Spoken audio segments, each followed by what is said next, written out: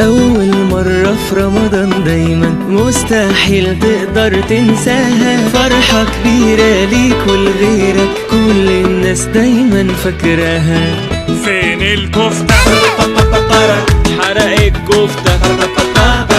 أول رمضان أصوم أنا وأنت، ما فيهاش بقى أكل في نص اليوم. مدوا بسرعة وراكوا بطولة، ابني بيكسب وكمان بيصوم. فرحانة بيكم انتوا الاتنين، عشتوا وشفتكوا يا عيال صايمين. فرحانة بيكم فرحانة بيكم. Il primer Ramadan